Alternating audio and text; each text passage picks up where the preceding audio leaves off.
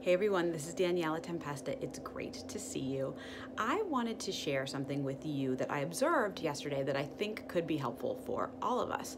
So I have a 6-month-old son at home, and not only is he a constant source of entertainment, but I'm really learning a lot from him. It's so fascinating to watch a child try to figure out how to reach those next developmental milestones and interact with their environment. And so he's now learning how to crawl. He's trying to crawl, but he hasn't quite gotten there yet. So my husband and I were observing him yesterday. He was on all fours, he was rocking back and forth, he was trying to get the momentum up, but he hadn't quite figured out yet that he needed to move his hands forward, right? He was just sort of rocking back and forth.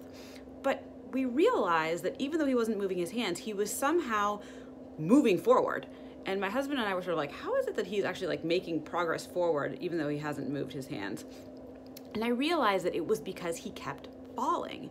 And every time he fell, he would fall forward onto his chest. And then when he would push himself back up onto his hands, he would be a little bit further along than he was before.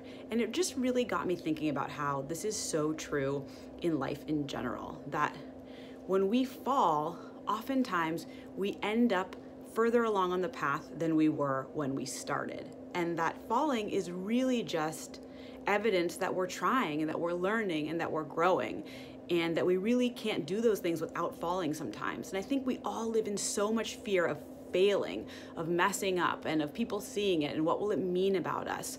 But at the end of the day, falling is how we move forward, and falling is a sign that we are trying. So I'm very grateful for my son for reminding me of this little lesson, that when we fall forward, we get back up, and we're usually further along on the path than where we started.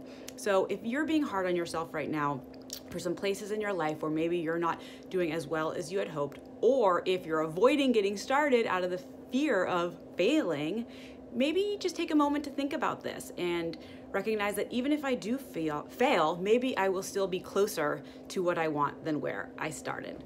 I hope you have a great day, and I look forward to hearing what things you're trying out this week.